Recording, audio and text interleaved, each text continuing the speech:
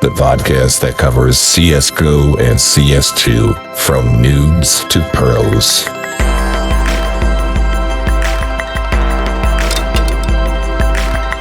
Throwing Flashbang Podcast.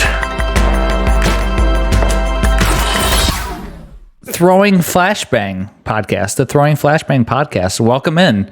My name is Brad. I'm being accompanied by two of my good friends who also have an obsession with Counter-Strike Go and the whole CS marketplace and all that good stuff that we're going to talk about. So I'll just kind of go around the room first and we'll introduce ourselves and then we'll just kind of get into it.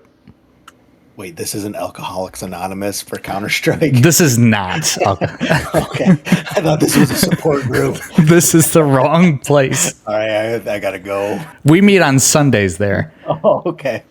Well, I'm Bean. I'm also an addict. Been an addict for quite a while. It's probably the best game ever. If anybody has an idea of what a better game is, I've always been open to that. And nobody's been able to prove me wrong, so. My name is Brian, and I have not found a better game than Counter-Strike either.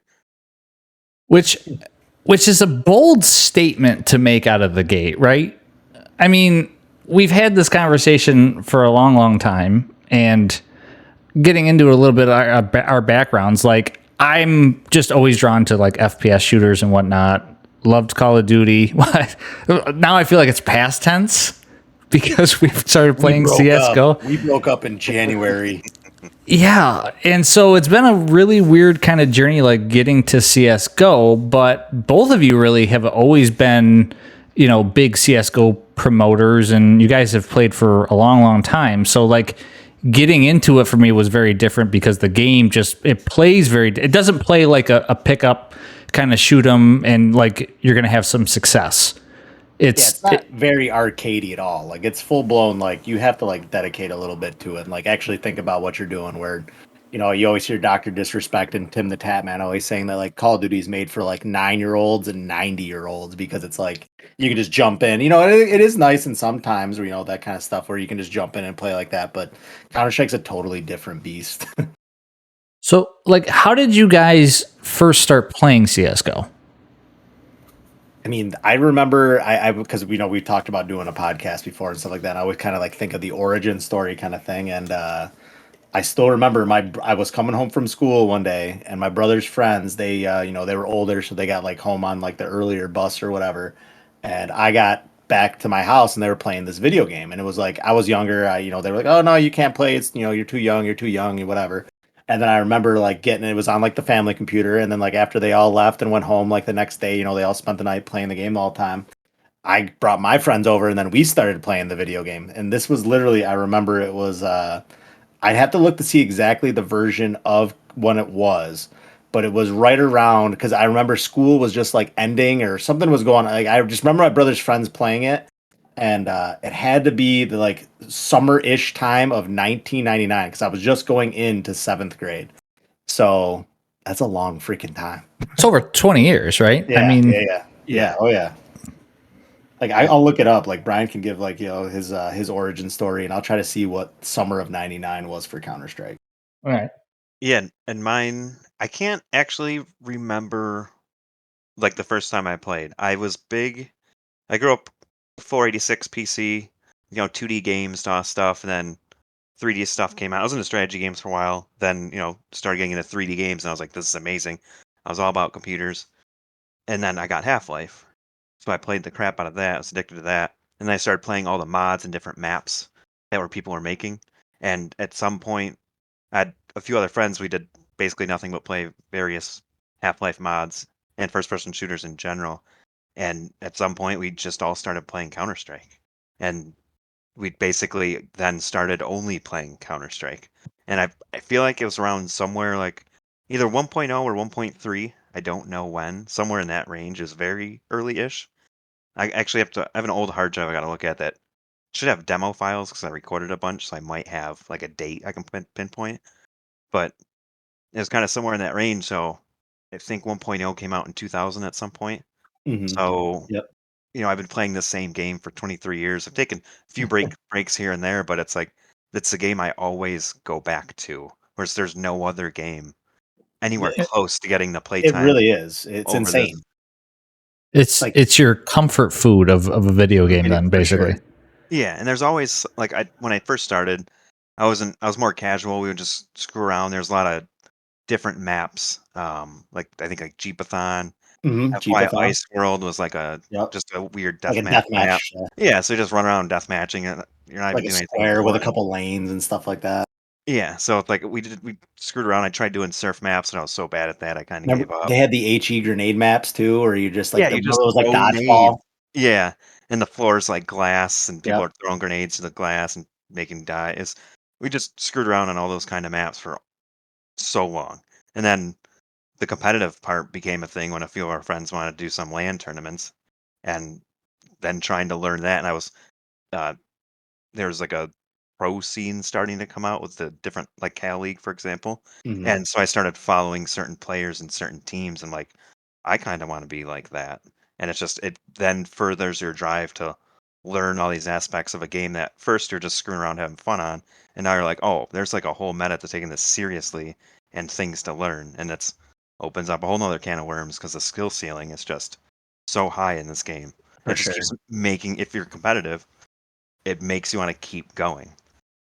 And That's I think when we first started talking about this, right, this is kind of what drew us to say, like, let's do a podcast together talking about it. Because first of all, we're coming from, you guys have obviously had more time in the game than I do. So I'm kind of coming at this from a beginner's point of view. I've played with you guys for a couple months now. I've learned a ton about the game. But when it comes down to it, we kind of wanted to talk about, okay, how does it look from a beginner's point of view versus somebody that's been playing for 20 plus years, right? But also, there's so many aspects to this game that we want to go over and want to talk about. The marketplace is like a thriving thing, and obviously now it's got this other boost since Counter-Strike 2 was announced. And we just watched the majors this past weekend, which we're going to get into a little bit later on. And just the fact that you can do all that, you can play casual if you want, but a lot of it comes down to strategy and actually like calling plays out and figuring out like where your player is best, his qualities are best being used, right? Is he going to push? Is he going to be the person that like Gleason? Brian always, every time that we play, he's the one that smokes Xbox on Dust too, right?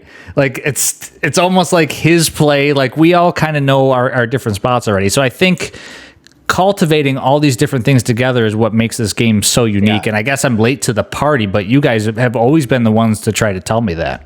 Yeah. Well, I mean, like the Dust 2 smoke kind of thing where it's like it's a team game. So you have to have like different parts of a team where, Brian's one of his jobs was to learn one of the really hard smokes on Dust 2, which is that Xbox smoke where like you can run up and think you're going to get it and think you're going to try to get it and think it's going to work out. And then if you don't know exactly what you're doing and really get it down, you're not going to do it. And then in the end of that, it's going to end up screwing up the team. So if you call a strat, where we usually do like a first round, 5 cat rush up, whatever, and you miss that smoke, that goes your whole round. So Brian was like, he was almost like because I remember it was probably like a little over a year ago. He was trying to learn the dust or the Xbox smoke, and he just kept. I would say it was probably 60% success rate. And then he's like, oh, well, I got to make a jump bind. Oh, I got to do this. And then now it's like 95, 98% success rate. So, I mean, there is even just that little part of the game, just to be able to learn smokes and stuff like that is just, next level than most games. Yeah, and I'm hoping that that's kind of what this podcast is going to be, right? Our thought is we're going to kind of bring all different aspects. We're going to bring the beginner aspect of it. We're going to bring people that have been playing for 20 years. We're going to get into strategy, the marketplace, casually, how to learn like different maps, like the call outs, right? The call outs for me still on certain maps, I'm like, oh, where is that again? Oh, that's over here. That's, okay. Marshmallow, right? I think Brian and I had a conversation the other day about where Marshmallow is on Nuke. Because it doesn't look like a marshmallow anymore. So I mean, it's been marshmallow for 20 years, and it's like somebody like me still calls it marshmallow, but I don't even know what people. There's other things that people call it now. It's like silo or something like that, and it's like I've been playing it forever, and it's like, dude, it's like old habits die hard, where it's like I could never see, like I still call things that don't exist anymore. Like I'll call like truck on certain maps, or I'll call picnic, or there's a whole bunch of different spots where it's like, but it's still a lot of the time that's the spot where that's still the call out, even though there's no picnic table anymore there's no truck there anymore. Like it's still a call out. And it will be interesting to hear what other people say once this kind of goes live and people actually can listen in. So we're gonna want feedback and interaction from you guys, which is a good time to mention that by the time this goes live, hopefully we'll have all the social channels up. So be sure to go and follow those, check those out. We're gonna have sections in future podcasts where we're answering questions from the community. So make sure that you drop in there and just kind of see like what you want us to talk about, and maybe some potential giveaways too. So we'll see what's going on. Yeah, it could. I think we give at least away 4 skins for your four skins. Yes. 4 skins. At least 4 skins. 4 skins. It'd be a nice giveaway. And it took us just under 15 minutes for you to get that joke out in the first podcast. I've been waiting. Which I will give it to you. That's impressive. It's impressive. Vegas had me at under 8. So. Oh my God. So I guess that's a good time to transition a little bit into our first topic, which was last weekend, right?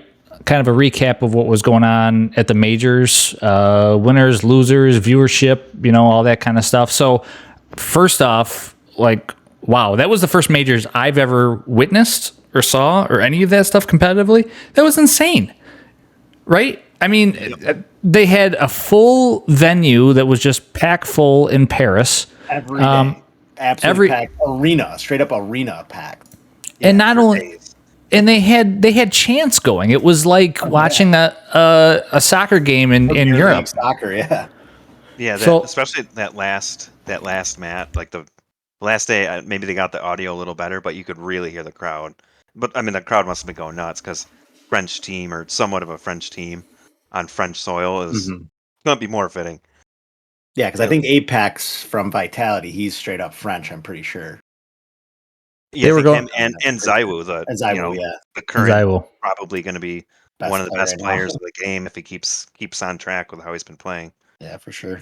There was a lot of talk about Zywoo, and then Dupree was the other one, right? Mm-hmm. Yep. Dupree, yeah, just had like a storied history in this game. He's been playing for so long. Forever. I think there was stats that every major he went to, I think every final he made, his team won. So it's hard enough to even get to the grand final match, but every time he made it to a grand final, his team won. And in the end, he has more majors than anybody. It is like total winnings, I think, is like $2.1 million in CSGO just from winnings. Just from winning tournaments, he's won over $2 million. And one other bigger thing too is, since the release of stickers and stuff, which we'll get into more later, but there's player signature stickers.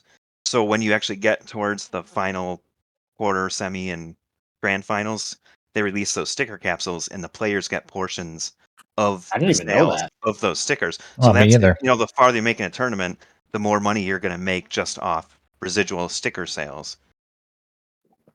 That's pretty awesome. I didn't know that. And that's how the teams actually make money too. For example, FaZe Clan, their CSGO team costs them over $500,000, I believe, a month, but in salary and expenses. But with the major and everything, they've been losing $60,000 a month on their CS team. But for example, their Valorant team is costing them $240,000 a month right now. Jeez. Just because they're not making money. Whereas CS:GO is like one of the esports that almost is kind of profitable if it weren't for some of the salaries for some of the players are getting a little crazy. But and it's just. Kind of like a side tangent there, like a little side topic, but it's like back to like why Counter-Strike is the best. Where like how many games have tried to dethrone Counter-Strike, and how many times I've tried different games, or Valorant comes out, it's supposed to be like the CS:GO killer. It's supposed to be better than CS. All these pros are leaving to go play Valorant, and it's like, nope, they all played it for like 2 seasons, and we're like, yeah, we're going back to Counter-Strike. Yeah, and now more are Wormwood coming back for CS2, which will be great. Yeah. Well, it's just, it goes to show that like there is definitely money in these games, right? This is not like, again, like going back to what I said before, this is not a pick up and play. I'm going to be successful in this game. This is hours and hours and hours of your life, months, years of your life. I was watching earlier today on Own a Pixel, where he's one of the skin guys that I watch. I was just watching him, I had him in the background. And the one pro guy, Monasi, or however you pronounce his name, there's like a million different ways to pronounce it. But they were going through his, he's one of the few guys that's a pro player that really takes care, like he really cares about his skins and stuff like that too. So like, not only is he like one of the best players in the world, but he also cares about his inventory and like what he's using his guns when he's playing, stuff like that. He's like a $300,000 inventory or some crazy amount of number, but he also, he has 17,000 hours on that account. He has 17,000 hours on that account Jeez. of playtime.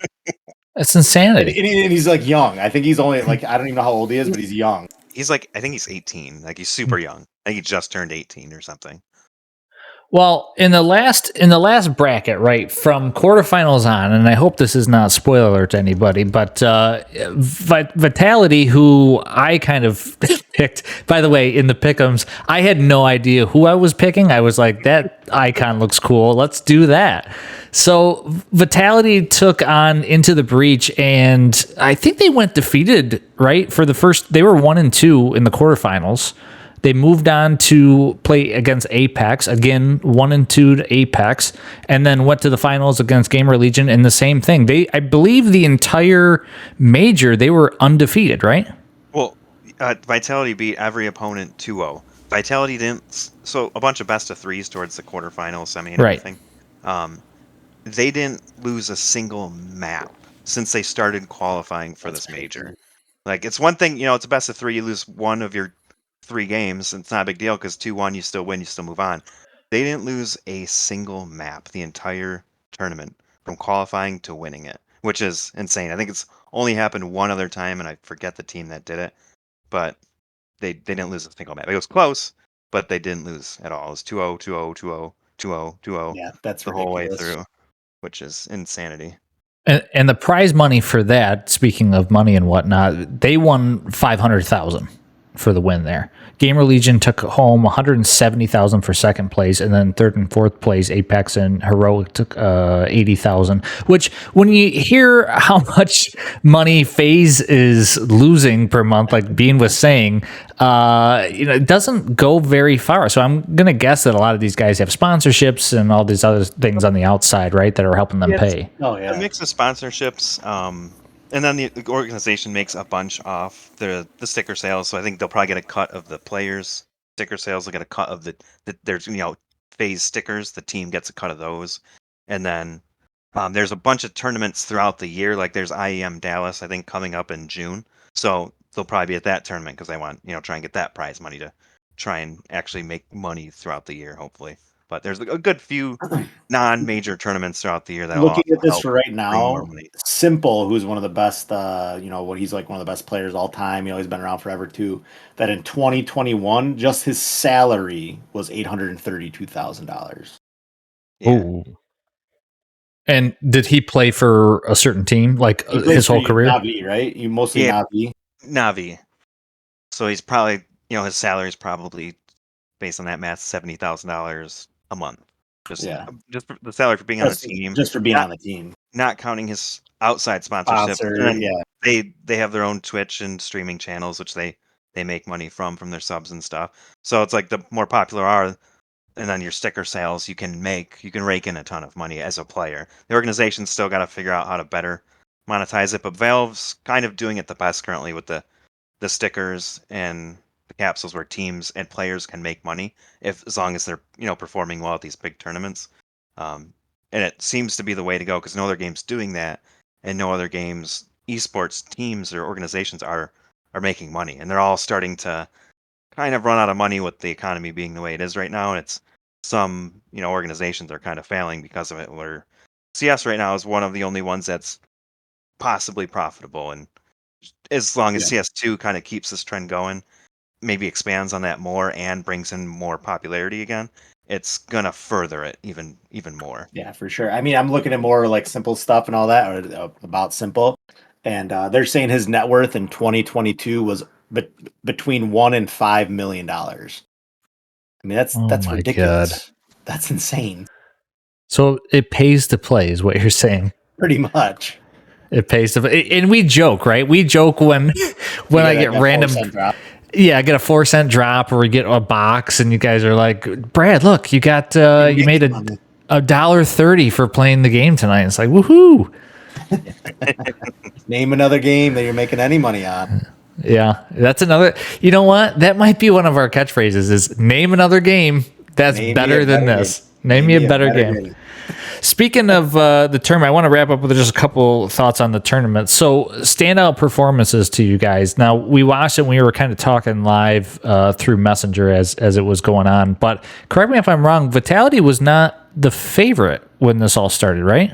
It was a mix of Vitality and Heroic, and then possibly FaZe and Liquid. G2 was up there for a while, too, because they started out pretty hot, too. G2 was at the start, but then they got eliminated way earlier than expected. Yeah. But so when it got to like the final 8, it was definitely like Vitality and Heroic were probably going to be close. Heroic almost won Katowice in January-ish. And they're kind of looking to finally get a major win. And they seemed to be on fire going into this, and then they just kind of crapped out. But Vitality just kept playing their same way, and their players, especially Zywoo, just hitting shots when they needed to. Oh, yeah. And I mean, like the tournament itself was there's a lot of upsets that weren't really expected, especially like Liquid almost got eliminated before even making it to the secondary challenger and legend stages. But then they turned it around, they reverse swept and going undefeated, just beating everybody somewhat pretty dominantly. So it's like Liquid got it, and then the next day Liquid just doesn't show up. And then FaZe is almost getting eliminated. They start turning it around. They're just dominating. And then suddenly, this random best-of-3 match, they lose to a really not great squad. And it's like, oh. Speaking about all this, what kind of coin did you guys get at the all end of this? I know I ended up with gold. Did either of you get what kind of token did you end up with? I got a silver. Oh. What'd you get, Brad? I think whatever the lowest he got is. A silver, but he missed an entire stage. Oh, so he might have been. Oh, that's what it was. That's what it was. So you would have had gold too. I'm curious if anybody else is listening, if they got anything gold or higher, because that was this is supposed to be like one of the hardest ones ever. I think whatever it's platinum or diamond is like a 0.3%. They released some more stats today. It's like basically 0.3% for diamond. Gold was actually like 80-something% because you could almost get it if you made like one stage correct. The rest of the stages, if you're even like moderately correct, you'd get it, which I somehow failed at horribly. And then silver's like 22%, they said. So I was like, ooh. So you're actually more rare than what I got. I am more rare than you. This was the other day, but according to this on cover.gg, nothing was 22% got nothing, 54% were bronze, 15% were silver, almost 9% were gold, and 0.26 were diamond. Is that what we said earlier? It was like somebody said 0.3. Yeah, so that makes sense. Rounded up. Yeah, 0.3. Huh. What the hell was I reading today? My numbers are way off. But yeah, it's probably more believable. Based on 50,000 pick'ems. Is that right? I think 50,000. Maybe that's just what they measure it on or something. Yeah, they're like just by the sample size. Yeah, because I've seen a ton of coins. Like when I played last night. Even when we were playing, yeah. Oh, you played last night? Okay, Brad. Yeah. Okay. Oh, I told you I was getting on. I was kidding. But I went into Discord. I was waiting for everybody. But yeah, I saw a bunch of coins in other people's profiles.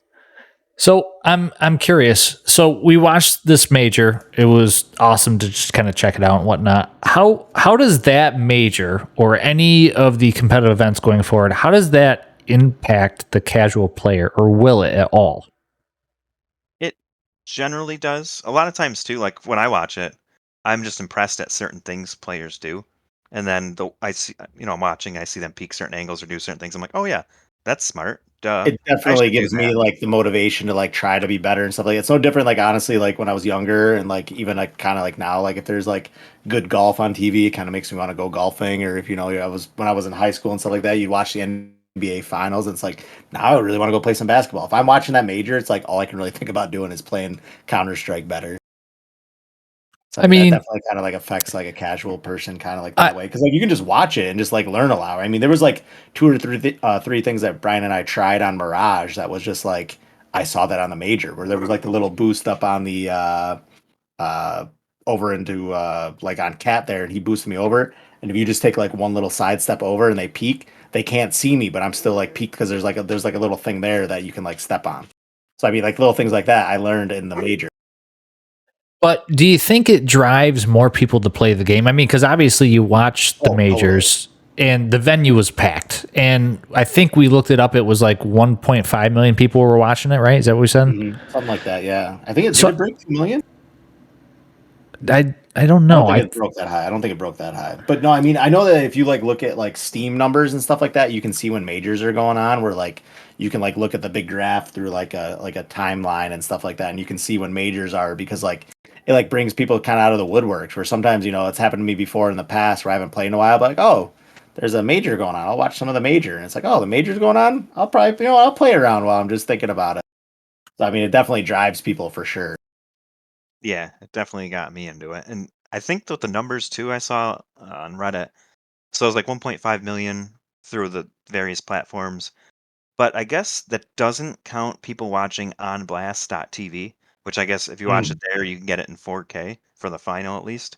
So I don't think their numbers are calculated, although it's still probably, 1.5 to 1.8, 1.9, somewhere in that range, which is still huge for Eh, a lot of things. I was looking up, I think I saw a random thing about like viewership in like a golf match, and it was like 1 million people, and that's on the high side for a big tournament. I'm like, this is a video game. It's killing it. I know, but you just compared an exciting video game to golf. Well, it's the PGA was just in Rochester. That's true. That's true. That's true. I mean, listen, I think it's an awesome sport. I mean, it is a sport. This is esports, right? I mean, Definitely an esport for sure. This is you have a team. You're calling strats. You have teamwork. You know, there's more than just, you know, just running around aimlessly for sure. And I didn't notice this at first, but I get sweaty as hell. It's kind of like a sport. They got coaches behind them at this major event, right? Just calling calling timeouts, regrouping everybody. It's I mean, and then at the end of it, I think when Vitality was on the main stage to basically pick up the trophy and all that stuff, then I saw other people coming out of the woodwork that are just part of the team that must be some kind of support somehow, whether it's like the tech stuff that they're working with or communications or whatnot. I have no idea. But it's impressive because it's like it's not a guy sitting in. I'm sure it starts like this: a guy sitting in their basement playing video games all day. But that's how they got to this level, and then it's actually practicing and working out, and reflex responsiveness, exercises, all that kind of stuff, right? I'm pretty sure a lot of the coaches too are even like older players. Where like it's kind of funny to think about, like me getting older and stuff like that. But it's like, I'm definitely past my Counter-Strike prime. But it's like I'm pretty sure even wasn't Heaton one of the coaches, Brian? I think I saw him. Was he coaching? I'm almost positive. I might have missed it. I could definitely see that though, because there are a lot of ex-players. Like I know Rambo still, like Rambo from 3D still does like a lot of coaching and stuff like that. Nice. I think Sonic, who is the coach for Vitality, they were talking a little bit about him.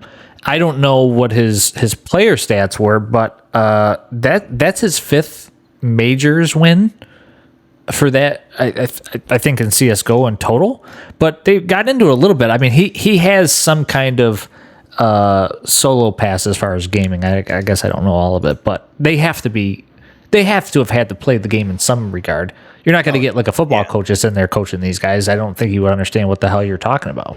I think a lot of them end up being, well, so I'm looking up the Heaton thing. So he was a NIP manager and coach for a little while and stuff like that. That was like in 2015. But somebody said something somewhere about Heaton being at the major or something like that. I could have sworn. Maybe a spectating. Just there. Well, or like even like how Pasha Biceps rode his. Did you see that where he rode his bike across Europe to get there? That was pretty cool. Former player, one of the former better players ever, a long time ago. Who did he play for? That was Pasha, and then there was Bialy. What was that team? That was like a I can't remember that team, but Was that Fnatic? former really good player. Where did he start? In Germany, No, and he Virtus. rode his bicycle I'm pretty all the way sure. to Paris. Pretty sure it was Virtus Was Pro. it? Yeah, you're right. It was because I had one of Yeah. their stickers. You're right. But yeah, that was like a big storyline. I mean, just cool things like that, where he rode his bike, I think, from like Germany to France, and just to get to the major, and he documented it all and all that. Right? People are doing a lot of things just to get to these majors, not even playing in them, just to be there. Absolutely insane. Do you think this is going to be the future of the competitive play for CS? Do you think it's going to be as big when CS2 drops? Oh, for sure. I think And just a ton of people are going to start playing it more and stuff like that. Because every time I hear a complaint about Counter-Strike, where I hear from like friends and stuff like that, and why they don't like it, it's like, oh, the graphics suck. And it's like they're working on the graphics, they're working on a lot of stuff, and it's like just even having like the thing with the smokes and like how much different the smokes are going to be. I think is enough. Like, I'm going to use the term novelty, but I don't mean novelty in like the sense of like it's going to wear off eventually, but just being like to me like game breaking, like how much that can be like changing, game changing, I should say, is probably the word I'm looking for. But like just to be able to bring people in, we're like it's things that we've always wanted, things that are going to change, and like it's going to bring in new people for sure. It should bring in a lot of new people, and then it seems to be bringing in a lot of pros who may have went to Valorant or just kind of fallen off a little bit, that they haven't stopped playing, but they like stop competing. But now they're like, CS2 is going to come around. Maybe I'll join a team or something, or an organization, and go from there. Because the other thing too is, so if they haven't played in a while, their meta skills or game sense aren't what it is at the top tier level currently for certain teams. But the smoke aspect, just that alone, could change everything. Because when you throw a smoke, it's generally like a wall you almost don't go through most of the time. It's like, stop here. Whereas now you can kind of manipulate the smokes. It could start changing a lot of different things, to where if you're not peak pro player meta, it's going to be completely new coming into this game, and you might adapt quicker than these longtime pros that are currently top dogs. And it could change everything to where you could then be competing at that tier 1 level when this game drops, if you put in the time from the get-go, which will be, it could bring up a lot of cool, good names that we've been kind of missing. For example, like Stewie 2K, North American guy, he's gone to Valorant, said he's not retired from CS, so he's kind of leaving that open, but maybe he comes back. And he used to be a big he was huge player. Yeah, he was huge for North America for being a top tier player on his own. And say he comes back, and say some other players come back, and then it's going to bring more people watching these majors. And the other thing too, real quick, is Valve is kind of finally paying. Like, we've been waiting for this forever, and Valve's kind of been letting CS do its thing. They're raking in money. Fine, we're not going to break a thing that it's working good. But now it's like, okay, Valve is taking this seriously. They understand they need to do this to keep CS top tier going in the future. So they're finally, in my opinion, giving the love it deserves, and it should be huge, because they not only have the skills to do this, but they have the money behind them to keep making this game get bigger. Which, I heard they're going cross-platform and bringing in aim assist. That's going to be one of the new things. Going to be one of the new real cool features to get a whole bunch of new players involved. And this is in Modern Warfare. Oh wait, sorry. Wrong developer, wrong game. Oh, sorry. Yeah, nobody cares about that game. Yeah, I think my opinion on the future of it, honestly, is this. First of all, going back to the whole graphics discussion, I hate to jump on the bandwagon, but if you look at a game, like a recent game that just came out, like the new Legend of Zelda, right, Tears of the Kingdom, here's a game that does not have state-of-the-art graphics on a system that can't push those kind of graphics, and it's one of the most highly celebrated releases in probably video game history, let alone Nintendo's history. It's a 10 out of 10 game. So it's not always about the state-of-the-art graphics, but obviously CS has its longevity, right? If you guys have been playing this game for 20 plus years, there's something about this game that keeps bringing people back. It will be interesting to see, though, once CS2 launches, if those changes are going to be like Brian said. Are they going to be game breaking? Are they going to be enough? Right, all these people that have been played it all these years and years and years waiting for the new one to drop. Is it going to be a kind of a short run of like, well, we're disappointed, or these changes are just they're not good enough, so we're going to go elsewhere, or they break it where this isn't the game that I've been playing for the last 15, 20 years, and I want to try something else now.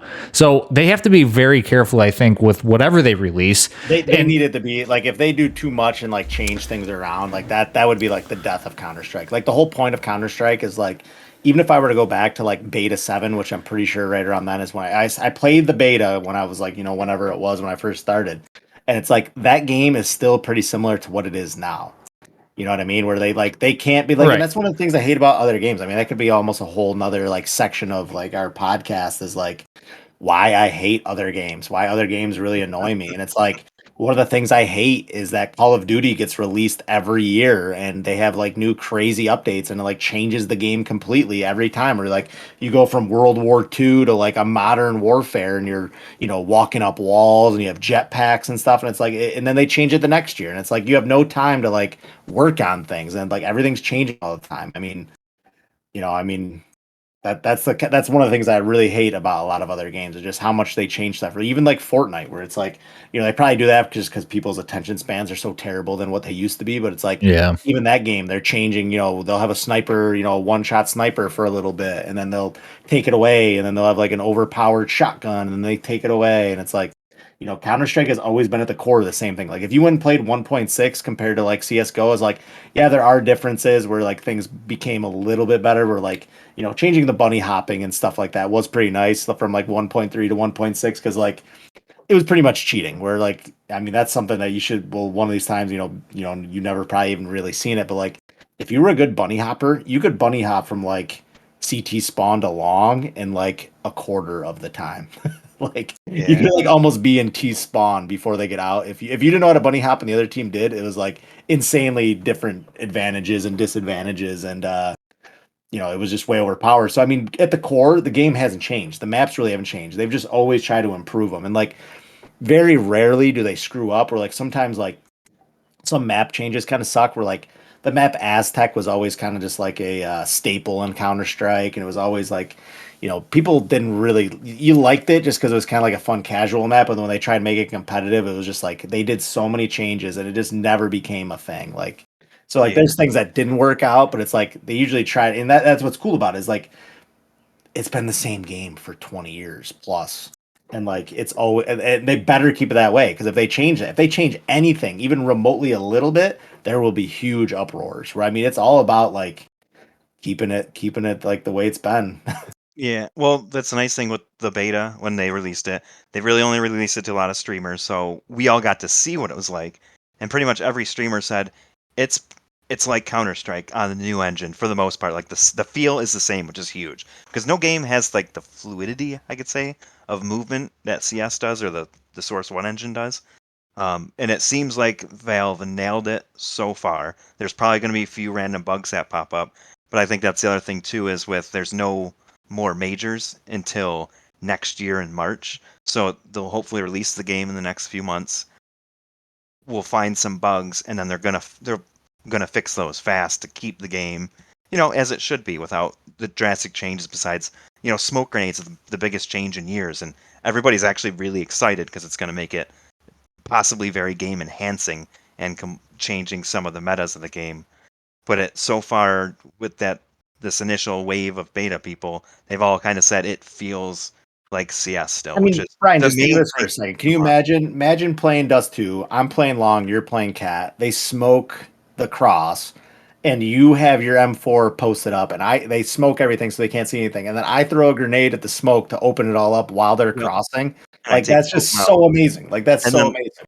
Yeah, it's going to be interesting. Like, I can hear them. I'll be like, Bean, throw your nade. You throw it. I take 2 out. The smoke reemerges again after the nade. Brian, don't be so modest. You're going to ace those guys. Don't be so modest. So if I was going to make an analogy then, right? If I'm going to make an analogy about our podcast and the future of CS, it would be this. CS2 is going to be launching soon. We don't know what to expect. And there might be a lot of bugs up front. The same with what's going on in the podcast. There might be a lot of bugs up front. We're trying to work things out. Yeah. And I think as you guys... 5 minutes in and Brad forgot to hit the record button. So welcome, everybody. I'm... God, I hope not. I hope not.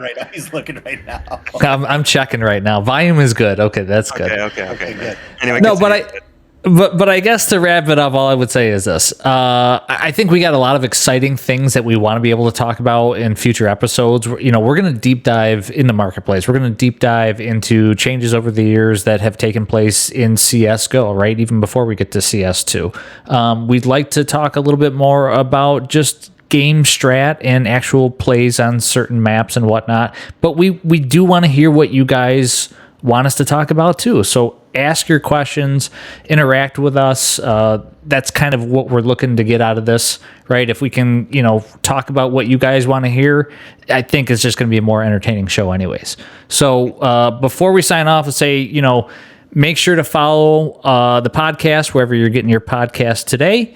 Make sure to check out our socials and follow us there for any news and updates that we have coming your way. What do you guys got for anything before we go? I enjoyed this podcast. As soon as we sign off, we're all getting in the Discord and we're going to play some Counter-Strike. Everybody's got to play one. Oh, hell yeah. One. But then, no, I really enjoy it. Like I said, that's kind of like what I was like, kind of things I'm thinking about, just like, where it's going to go, where it can be and stuff. And like, it'd be kind of cool where like, Brian and I have been playing forever. You are kind of new. So you get like two different perspectives of like, we could have our blinders on and not realize, certain things. And then you being new, or, there's times where it's like, what was something that happened the other day? And we were, when you can make the chickens follow you on Inferno. It was like, holy shit, you could do that? I haven't played for 20 years. I didn't know you could do that. And then like, I think it'd be kind of cool to even get like people that like, if Brad could ever get Meg to play Counter-Strike for a couple of rounds and just see her reaction and kind of stuff, I think that would be some great content. Like, get people that don't even play video games to play and just see what it's all about. Stuff like that. Yeah, or show them some of the after movie videos of a tournament. People see how many people are in there. Oh yeah. Like, what? It's this big? Yeah. They don't get it. There's like 15,000 people here that have been here for 3 days. For 10 hours a day watching this game. It's not like they go for an hour or two. They're watching. Or like show your parents how expensive some people's inventories are, and they could have bought like a house and a bunch of property. See their reactions. Oh my God. That blue gem is $2.5 million. Just so you know.